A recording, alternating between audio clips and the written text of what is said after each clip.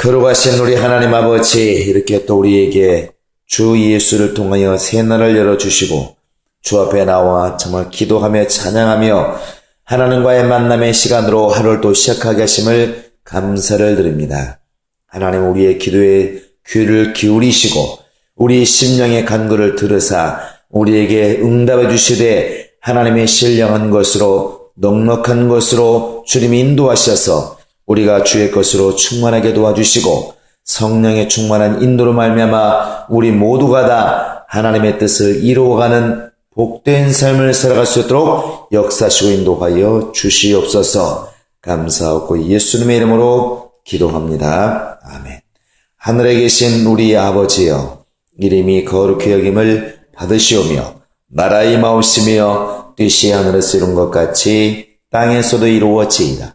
오늘날 우리에게 일용할 양식을 주옵시고 우리가 우리에게 죄 지은 자를 사하여 준 것 같이 우리 죄를 사하여 줍시고 우리를 시험에 들게 하지 마옵시고 다만 악에서 구하옵소서. 나라와 권세와 영광이 아버지께 영원히 있사옵나이다. 아멘. 하나님의 말씀은 마태복음 22장 23절로 33절까지 합독하겠습니다. 23절로 33절입니다. 시작. 부활이 없다 하는 사두개인들이 그날 예수께 와서 물어 이르되, 선생님이여, 모세가 일렀으되 사람이 만일 자식이 없이 죽으면 그 동생이 그 아내에게 장가들어 형을 위하여 상속자를 세울지니라 하였나이다. 우리 중에 7형제가 있었는데 마지가 장가들었다가 죽어 상속자가 없으므로 그 아내를 그 동생에게 물려주고 그 둘째와 셋째로 7채까지 그렇게 하다가 최후에 그 여자도 죽었나이다. 그런즉 그들이 다 그를 좋아했으니 부활 때 7 중에 누구의 아내가 되리이까? 예수께서 대답하여 이르시되 너희가 성경도 하나님의 능력도 알지 못하는 거로 오해하였도다. 부활 때에는 장가도 아니가고 시집도 아니가고 하늘에 있는 천사들과 같으니라. 죽은 자의 부활을 논할진대 하나님이 너희에게 말씀하신 바 나는 아브라함의 하나님이요 이삭의 하나님이요 야곱의 하나님이로라 하신 것을 읽어보지 못하였느냐? 하나님은 죽은 자의 하나님이 아니요 살아있는 자의 하나님이시라 하시니 무리가 듣고 그의 가르치심에 놀라더라. 어제는 이제 바리새인들이 이렇게 예수께 와서 정말 곤란한 질문, 예수를 올무에 빠지게 하려고 가이사에게 세를 바치는 것이 옳은 것입니까? 옳지 않은 것입니까? 이렇게 예수를 갖다가 이렇게 함정에 빠뜨리려고 질문하였을 때 예수님께서 그들의 질문을 이렇게 이용해서 너희가 가지고 있는 동전을 내라. 그 동전이 과연 누구의 형상과 누구의 글이냐? 가이사의 글과 가이사의 형상입니다 했을 때 가이사의 것은 가이사에게, 하나님의 것은 하나님께 돌려라. 이렇게 말씀하심으로 결국 그들에게 하고 싶은 말을 은유적으로 말씀하셨죠. 가이사의 형상과 가이사의 글이 있는 동전이 가이사의 것이라고 한다면 하나님의 형상의 모양을 따라 지음받은 너희는 누구 것이며 가이사가 정말 과연 누군가? 가이사도 사람이라면 하나님의 형상으로 지음받은 사람인데 결국 그가 누구 것이겠느냐? 사실 이 보이지 않는 질문을 함으로 바리새인들을 이렇게 깨우치시고 그들을 이렇게 물러가게 하셨는데 역시 또 이제 같은 날 사두개인들이 또 예수께 와서 오늘 이 말씀을 또 역시 함으로 예수를 또 곤경에 빠뜨리려고 합니다. 이 사두개인들은 성경에 이미 나와 있는 것처럼 첫 시작부터 부활이 없다는 사두개인들 이렇게 되어 있습니다. 사두개인들이 누구냐? 부활이 없다는 사두개인들. 이 사람들은 분명히 종교 생활은 하는데 성전에서 신앙생활은 하는데 부활을 믿지 않는 자들입니다. 부활을 믿지 않는다고 하는 것은 현세를 갖다가 이제 신봉하는 것이고, 지금 잘 먹고 지금 잘 사는 것이 중요한 것이지, 죽어서 과연 부활할 수 있겠느냐, 죽은 다음에 부활하는 것이 과연 무슨 의미가 있을까, 이렇게 이제 부활이라는 자체를 이제 부인하는 그런 사람들이라는 것이죠. 이 사람들이 만약에 부활이 있다면 이런 문제가 있지 않겠느냐 하고 이제 예수께 와서 질문을 던지는 그 질문이 난처한 질문이죠. 이스라엘 이 전통이 결국 하나님께서 명령하신 신명기 25장에 보면은 5절 이하에 하나님께서 여러 가지 명령하실 때에 만약에 어떤 형이 정말 아내를 얻어 살다가 형이 먼저 죽으면, 자식 없이 죽으면 그 아내가 이제 홀로 남게 되는데, 다른 동생이, 남동생이 그 아내를 취하해서 애를 낳으면 그 첫 아이, 그 여인이 낳은 첫 아이는 죽은 형의 이름을 잊게 해서 그 집에 정말 대가 끊기지 않도록 해라. 이것이 명령입니다. 사두개인들이 이 법을 가지고 부활이 있다면 참 웃기는 일이 벌어지지 않겠느냐고 지금 묻는 것입니다.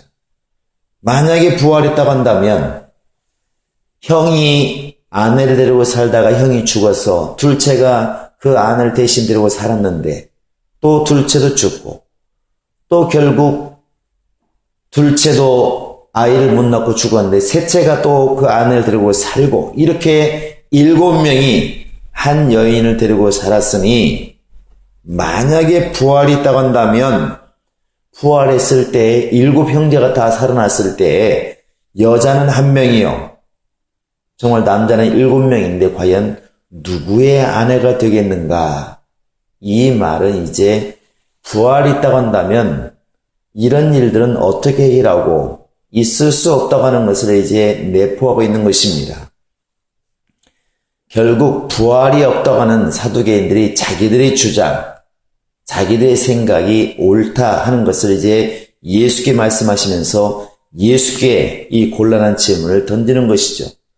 그 예수님의 대답이 29절부터 32절까지 말씀하고 있는데, 첫 번째 그 사두개인들 향해서 예수님이 하신 말씀, 그것은 너희가 오해했다는 것입니다. 성경도 하나님의 능력도 알지 못하니까 이런 오해가 생긴다.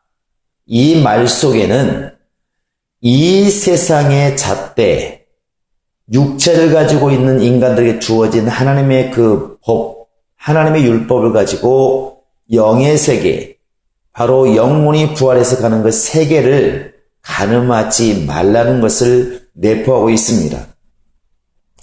육체가 있으므로 먹게 되고, 육체가 있으므로 화장실을 가게 되고, 육체가 있으므로 결혼하게 되고, 육체가 있으므로 이렇게 비가 오나 눈이 오나 걱정하게 되는, 피곤하게 되는 이런 일들에 대해서 이런 잣대를 가지고 영의 세계를 갖다가 판단하면 반드시 사두개인과 같은 오류에 이렇게 빠지게 된다는 사실입니다. 그래서 우리가 가야 될 아버지 나라, 정말 주님이 예비하신 영원한 하나님의 집은 이 육체를 가지고 있는 인간이 육신의 잣대를 가지고 재면 분명히 오해가 생길 수가 있습니다. 사두개인들이 말하는 것처럼 내가 이렇게 정말 이 땅에 사는 동안에, 어떤 형제가 사는 동안에 이렇게 죽었다가 다른 아내를 얻고 또 한 여자가 형의 아내가 되었다가 동생의 아내가 되었다가 이렇게 살다가 부활했을 때 어떡할 것이냐, 이러한 문제는 육체가 있기 때문에 당하는 고민인 것입니다.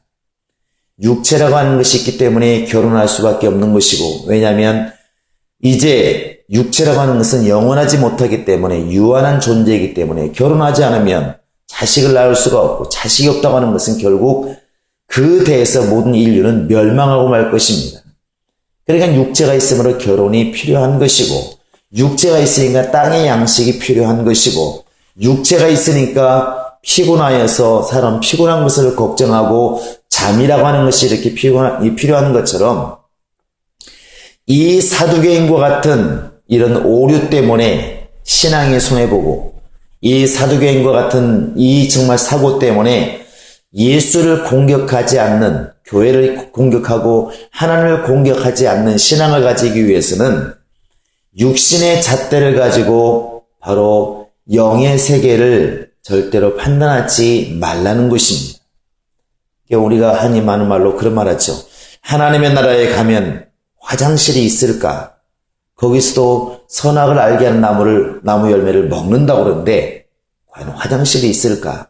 이런 것들, 이런 고민들은 육체를 가지고 있는 인간들이 반드시 생각하는 것이지만 영의 세계는 분명히 우리가 알지 못하는 부분이 있다는 것입니다. 그래서 일단은 너희가 오해했다. 하나님의 능력은 인간의 머리 위에 있고 하나님의 모든 지식이나 영의 세계는 우리 육체를 가지고 있는 인간의 생각과 상식을 뛰어넘는 것이 있다. 너희가 지금 오해하고 있다. 땅의 법칙을 가지고 하늘의 법칙을 판단하지 말라. 이렇게 먼저 말씀하셨습니다. 그리고 실제로 부활했을 때에는 이제 우리가 예수님 말씀하신 것처럼 하늘에 있는 천사들과 같으니라. 천사는 영체를 가진 존재이기 때문에 장가갈 필요도 없고 시집갈 필요도 없다. 바로 그와 같이 우리가 이제 육의 몸을 벗고 땅의 옷을 벗고 신령한 몸을 입을 때에는 장가가고 시집갈 필요도 없다. 그때는 영원히 사는 존재가 되어 있는 상태이기 때문에 그때 가서는 지금 우리가 생각하는 것처럼 끼니 때마다 먹어야 되고 또 육체가 유한하기 때문에 더 늙기 전에 장가가야 되고 육체의 수명이 다하기 전에 정말 아이를 낳아야 되고 이런 필요가 없다는 것입니다. 그래서 부활이 있은 다음에는 이제 우리 육신의 모든 법칙, 육체가 있기 때문에 춥고 덥고 피곤한 이 모든 것들은 다 벗을 것이다. 그러므로 어떤 여자가 있어서 7형제의 아내가 되었다 할지라도 부활 때 그 문제 때문에 고민할 필요는 없다. 너희가 생각하는 것처럼 땅의 일을 가지고 고민할 필요가 없다. 이렇게 예수님이 말씀하십니다. 아마 하나님의 나라에 가면 지금 우리가 하고 있는 많은 일들이 다 이제 필요 없는 일이 될 것입니다. 어찌 보면 지금 우리가 하고 있는 일들의 거의 90%가 필요 없을지 모릅니다. 내가 지금 일하고 있는 것, 땅에서 일하고 있는 것, 먹기 위해서, 살기 위해서, 미래에 잘 살기 위해서 하는 일들은 다 이제 필요가 없겠죠.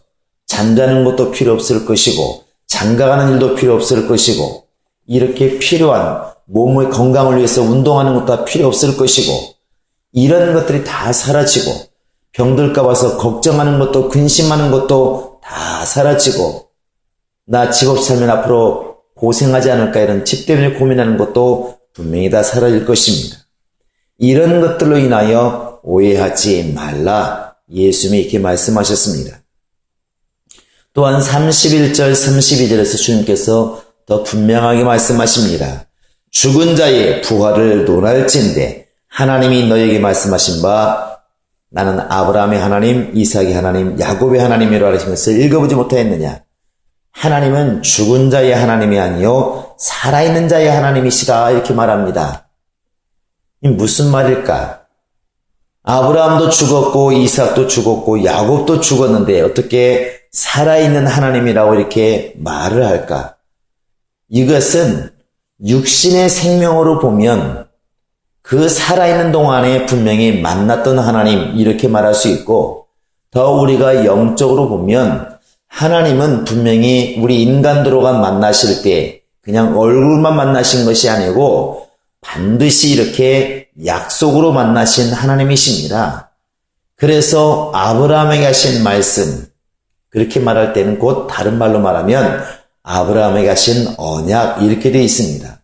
우리가 한번 창세기 한번 이렇게 17장을 보시기 바랍니다.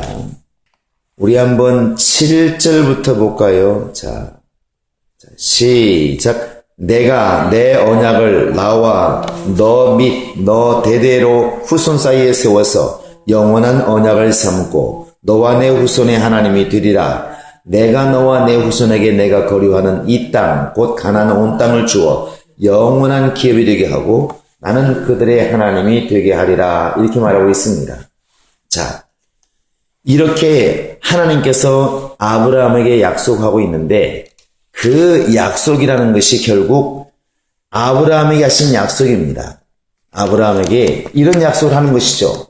너와 네 자손들에게 내가 하는 약속이다. 너한테만 하는 것이 아니라 네 자손에게 분명히 이것을 약속하고 있다. 근데 그 약속이라고 하는 내용 중에 15장에 가보면 15장입니다. 한번 12절 이하에 한번 보시겠습니다. 자, 시작. 해질 때 아브라함에게 깊은 잠이 임하고 큰 흑암과 두려움이 그에게 임하였더니 여호와께서 아브라함에게 이르시되 너는 반드시 알라. 내 자손이 이방에서 객이 되어 그들을 섬기겠고 그들은 400년 동안 내 자손을 괴롭히리니 그들이 섬기는 날을 내가 징벌할지며 그 후에 내 자손이 큰 재물을 이끌고 나오리라. 이렇게 되어 있습니다. 여기서 이미 바로 애굽에 내려가서 400년 동안 살 것을 이렇게 아브라함에게 말씀하고 있고 그 시기에 네 가정이 한 민족이 될 것이라 이렇게 약속을 하십니다. 실제로 자 한번 출애굽기 한번 2장을 보시기 바랍니다. 출애굽기 2장입니다. 출애굽기 2장 자 24절 25절 보시기 바랍니다. 시작.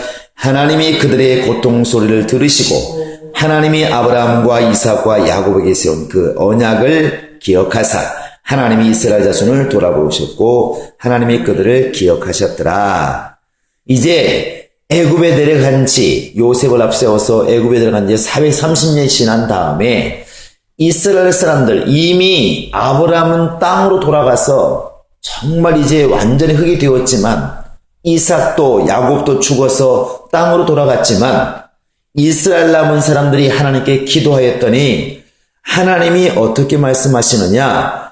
하나님이 아브라함과 이삭과 야곱에게 세운 그의 언약을 기억하사 이렇게 되어 있습니다. 출애굽을 왜 하나님이 시키시느냐? 아브라함에게 하신, 이삭에게 하신, 야곱에게 하신 그 언약을 기억하셨다는 사실입니다. 그래서 이 하나님의 언약을 기억하셨다는 것을 나타내시기 위해서 출애굽기 3장 6절도 보시면 이르시되 나는 내 조상의 하나님이니 아브라함의 하나님, 이삭의 하나님, 야곱의 하나님이라 이렇게 분명히 말합니다. 이 말은 계속 그 뒤에도 말합니다. 나는 아브라함의 하나님이요 이삭의 하나님이요 야곱의 하나님이로다. 계속 말을 합니다. 자, 우리 한번 시편 105편을 보시기 바랍니다. 시편 105편. 우리 한번 9절, 10절 읽어보시겠습니다. 시작. 이것은 아브라함과 맺은 언약이고 이삭에게 하신 맹세이며 야곱에게 세우신 율례 곧 이스라엘에게 하신 영원한 언약이라. 결국 하나님이 아브라함의 하나님이 되시고 이삭의 하나님이 되시고 야곱의 하나님이 되셨다. 이 말은 달리 말하면 아브라함과 언약하시고 이삭과 언약하시고 야곱과 언약하신 것이다. 이렇게 우리가 바꿔 생각해도 맞다는 것입니다. 우리가 왜 성경을 소중히 여기느냐? 이 성경 자체가 하나님의 언약의 책이라는 것이죠. 그래서 구약 곧 옛날 언약이고 신약 새 언약이라는 것입니다. 옛 언약이 과연 무엇일까요? 옛 언약이라 모세에게 하신 약속은 옛 언약이라 말하고 있고 이제 신약은 예수님께서 예수의 피로 세운 새 언약이라 이렇게 말합니다. 이 성경이 중요한 것은 이 성경 자체가 하나님의 약속을 담고 있기 때문에 그렇습니다. 이제 그래서 예수님께서도 이 우리에게 하신 약속, 결국은 그 약속을 자신의 피를 뿌려서 맹세하시고 언약하시는데 우리 누가복음 22장을 한번 보시기 바랍니다. 누가복음 22장에서 예수님이 이렇게 이제 결국 성찬을 하시게 되는데 20절 한번 읽어보시겠습니다. 시작. 저녁 먹은 후에 잔도 그와 같이 하여 이르시되 이 잔은 내 피로 세우는 새 언약이니 곧 너희를 위하여 붓는 것이라 이렇게 되어 있습니다. 내 피로 세우는 새 언약이다 이렇게 말합니다. 결국 예수님께서 사두개인들에게 바로 너희가 부활을 원할진대 바로 하나님은 아브라함의 하나님이요 이삭의 하나님이요 야곱의 하나님이라 하신 것을 읽어보지 못하였느냐. 하나님은 죽은 자의 하나님이 아니라 산 자의 하나님이시다. 바로 살아있어서 하나님과 약속을 가지고 언약을 가지고 이 땅을 떠난 사람이라 할지라도 하나님은 그 약속을 반드시 지키시고 반드시 이루시는 하나님이시다. 그러므로 말미암아 하나님께서 이렇게 만약에 아브라함이 죽었기 때문에 그 약속도 지키지 않고 끝난다. 만약에 이런 하나님이라고 한다면 어찌 그 하나님을 산자의 하나님, 살아있는 또 하나님이라고 볼 수가 있겠냐는 것입니다. 그래서 이 사두개인들이 부활이 없다. 우리 뜻이 맞고 우리 생각이 맞고 우리가 주장하는 것 바가 맞다. 당신이 아무리 부활을 말한다 할지라도 이 부활은 옳은 것이 아니다. 이렇게 묻는 사두개인들을 향해서 너희들의 생각을 바꿔라. 예수님이 이렇게 말씀하고 있는 것입니다. 결국 우리가 이 지금 바리새인들이나 서기관들과 같이 이렇게 이런 태도, 이런 것 잘못 오해된 태도를 가지고 영적 생활을 하면 아마도 이런 결과가 올 것입니다.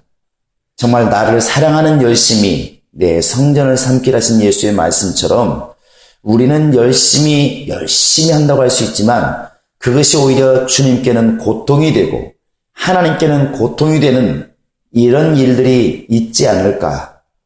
바리새인들이 인간 입장에서 볼 때는 참 신앙생활을 잘했고 사두개인들이 이 땅에서 볼 때에는 나름대로 부자로 살고 권력을 가지고 살았기 때문에 부러움이 대상이 될 수도 있고 신앙생활은 저렇게 한다고 보는 사람이 있었을지 모르겠지만 오히려 주님 편에서 볼 때는 가시가 되고 주님을 찌르는 자가 되고 괴롭히는 자가 되고 그렇게 하나님의 대적자가 되고 있다는 사실, 우리가 이 시점에서 이 시대에 깨달아야 될 것은 바로 그러한 사실입니다.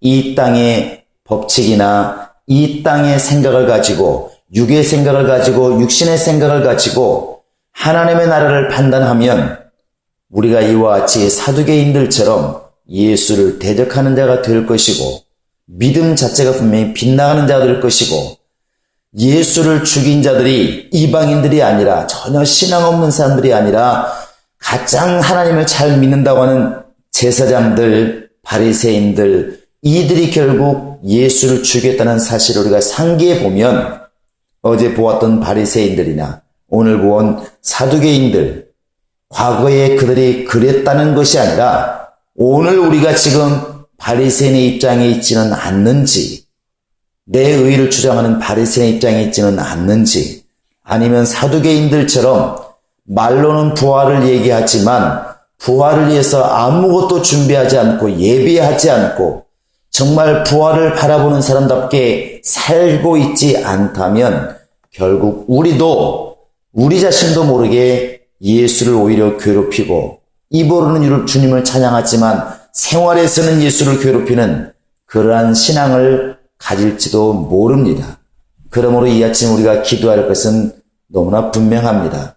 내 지금 신앙 속에 언약이 있는지, 정말 내 속에 성령의 충만한 인도가 있는지, 정말 내가 기도하면서 내 눈이 열려서 내가 신앙생활 열심히 한다고 하지만 오히려 주님을 괴롭히는 사람이 되어 있지는 않는지 나를 돌아보게 하시고 주의 말씀처럼 오해 없이 하나님의 언약 가운데 내 신앙생활이 이루어지게 도와주시고 예수의 피로 세운 새 언약 가운데 나의 신앙이 살아있는 자가 되게 해달라고 기도하는 것입니다.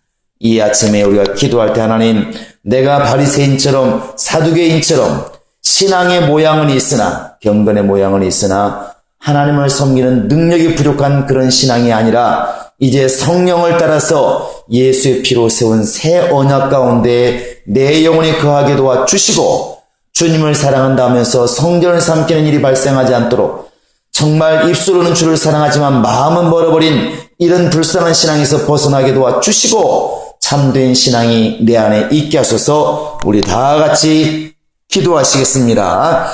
살아계신